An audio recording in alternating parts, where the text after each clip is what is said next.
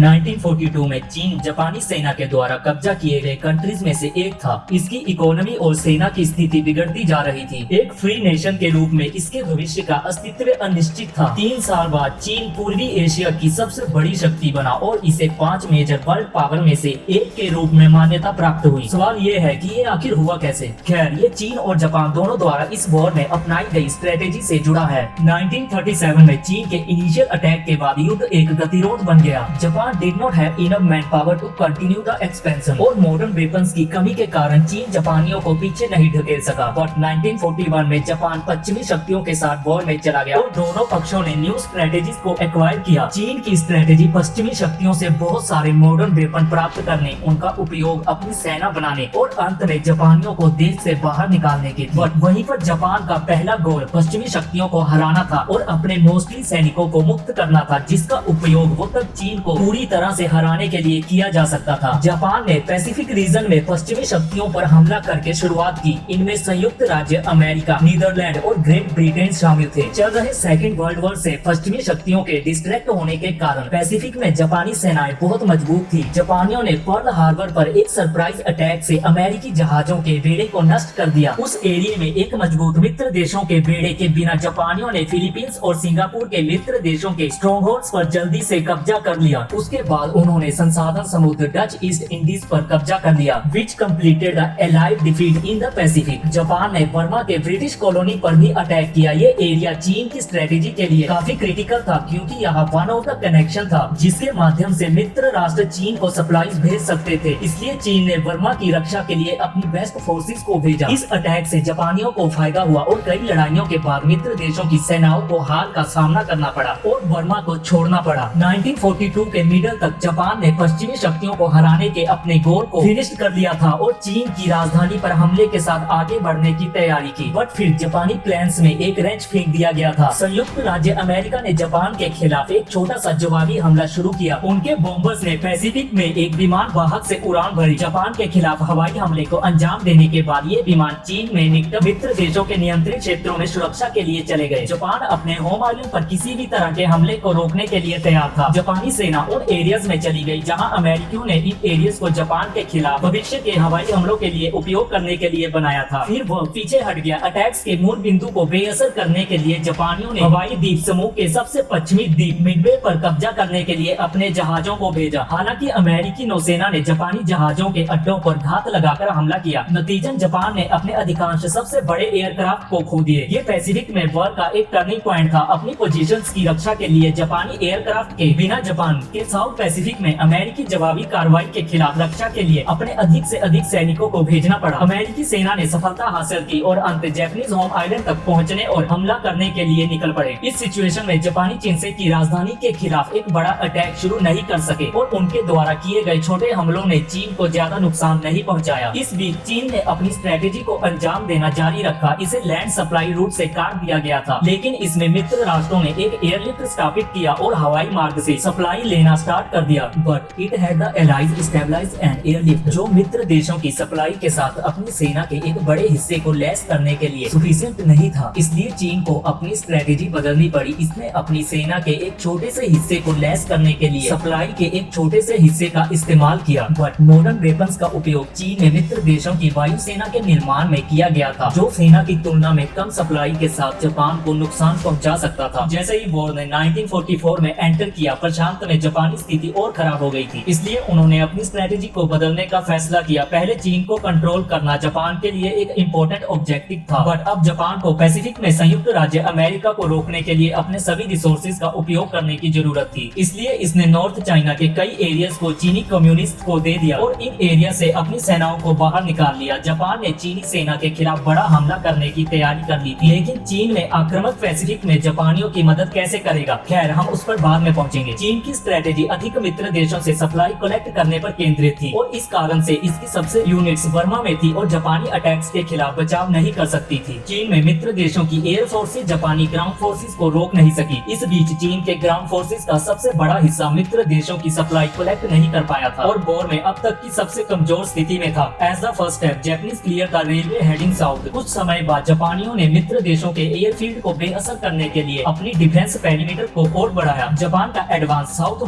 Wuhan में जारी रहा। उनका निशाना चांगशा सिटी थी। चीन को पहले शहर की रक्षा करने में कुछ सफलता मिली थी, लेकिन इस बार जापानियों ने उन्हें एक व्यापक मोर्चे पर भारी हमले से हराया और चांगशा पर कब्जा कर दिया। इसके बाद वे रेलवे के साथ हैंगयांग में अगले चीनी स्थान की ओर बढ़े। जापानियों ने अपनी सप्लाई लाइनों को एक्सटेंड किया था और चीनी डिफेंस पर काबू पाने में उन्हें काफी समय और कैजुअलिटीज की जरूरत थी। इस बीच चाइना ने गुइलिंग में एक और डिटरमाइंड स्टैंड बनाने की तैयारी की, लेकिन साउथ में अपने इनक्लेव में जापानी अपने सैनिकों से जुड़ गए और इससे गुइलिंग की रक्षा फेल्ड हो गई। उसके बाद चाइनीज रेजिस्टेंस का कोलैप्स हो गया और जापानियों ने आसानी से इंडोचीन में अपनी लैंड्स के साथ कनेक्शन स्टेबलाइज किया और गुआंगझो की ओर जाने वाले रेलवे पर भी कब्जा कर लिया। इसके साथ ही जापानी ऑफेंसिव ने अपने गोल को हासिल कर लिया था। जापान ने पैसिफिक में काम कर रहे जापानी ऑफेंसिव को सपोर्ट करने के लिए ये अटैक किया। But how could the success in China achieve that? Japan को वॉर मटेरियल को अपने जापान ट्रांसपोर्ट करने के लिए अपने मर्चेंट फ्लीट के यूज करने की जरूरत थी। फिर उन्हें अपने मिलिट्री इक्विपमेंट में बदलने और उन्हें संयुक्त राज्य अमेरिका के खिलाफ लड़ने वाली फोर्सेस को भेजना था। लेकिन अमेरिकी बहुत सारे जापानी शिपिंग्स को डुबो रहे थे, जिसने अमेरिकी ऑफेंसिव का विरोध करने की जापानी क्षमता को कमजोर कर दिया। डुबाने का एक हिस्सा चीन से ऑपरेटेड मित्र देशों की एयर फोर्सेस के द्वारा किया गया था। As a result of the recent offensive जापानियों ने क्षेत्र में हवाई ठिकानों पर कब्जा कर लिया था और इस प्रकार से इस दिशा से आने वाले खतरे को गंभीरता से कम कर दिया गया था। अमेरिकन सबमरीन से खतरे को कम करने के लिए जापानियों ने साउथ ईस्ट एशिया के लिए एक लैंड रूट खोला, which made this traffic immune from the submarine threat. चीन में जापान की सफलता के बावजूद पैसिफिक में उसकी स्थिति बिगड़ती रही। इस बीच चीन अपनी स्ट्रेटेजी को अंजाम देता रहा। इसे अधिक मित्र देशों की सप्लाई की आवश्यकता थी और इस कारण से इसने अपनी बेस्ट एलाइड इक्विप्ड यूनिट्स को बर्मा भेजा। ये फोर्सेस हमला करेंगे और चीन को सप्लाई भेजने के लिए एक रास्ता साफ करेंगे। बर्मा में इलाका जंगल था और इसी कारण जापानी फोर्सेस इस जंगल में छिपकर अपनी रक्षा आसानी से कर लेते थे। लेकिन पैसिफिक में डिफिकल्ट जापानी सिचुएशन के कारण उन्होंने इस एरिया में एक जोखिम भरे अटैक की कोशिश करी, बट ये फेल्ड रहा और जापानी सेनाओं की गिनती में कमी आ गई। ब्रिटिश और चीन के आक्रामक होने के लिए जापानियों के कमजोर होने का इस्तेमाल किया। इसमें अराउंड 1 ईयर का टाइम लग गया, but the Chinese were able to occupy the road they needed to transport the supplies to China. चीन ने बहुत बड़ी मात्रा में सप्लाईज तक पहुंच प्राप्त की और अपनी सेना के एक बड़े हिस्से को मित्र देशों के हथियारों से लैस करना शुरू कर दिया। दिस वाज एप्रोप्रिएट टाइमिंग, क्योंकि 1945 के मध्य तक अमेरिकी जापानी होम आइलैंड के करीब आ रहे थे और मित्र राष्ट्र जापान के अंतिम पतन को लाने के लिए फाइनल ऑफेंसिव शुरू करने की तैयारी कर रहे थे। इसमें साउथ से हमला करने वाले चीनी,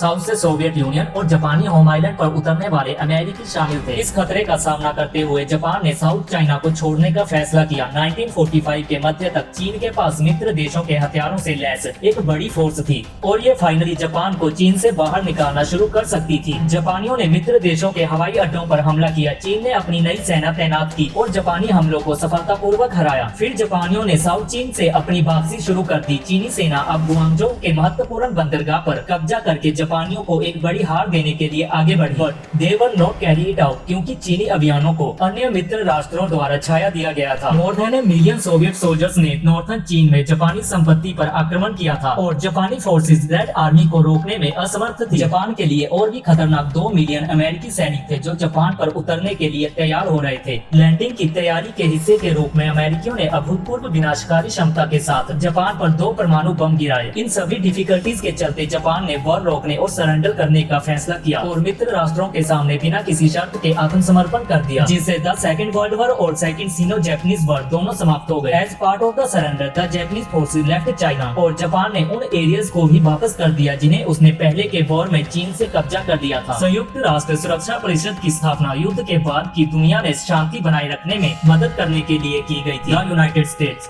Soviet union, the great Britain and France council के परमानेंट मेंबर्स बन गए। पूर्वी एशियाई मामलों की देखभाल करने के लिए 5वां स्थान चीन को दिया गया था। हालांकि ये नया उच्च दर्जा चीन के भविष्य को निर्धारित नहीं करेगा, इसकी बजाय इसका भविष्य इसकी सरकार की विभाजित प्रकृति से आकार लेगा। राष्ट्रवादी सरकार का चीनी कम्युनिस्टों द्वारा विरोध किया गया था, जिन्होंने जापानी लाइनों के पीछे के अधिकांश एरियाज पर कंट्रोल कर लिया था। उनके मतभेद जल्द ही असंगत साबित होंगे और उन्हें एक नए वॉर में सुलझाना होगा, civil war between the 2 Chinese factions. But that is a story of another time.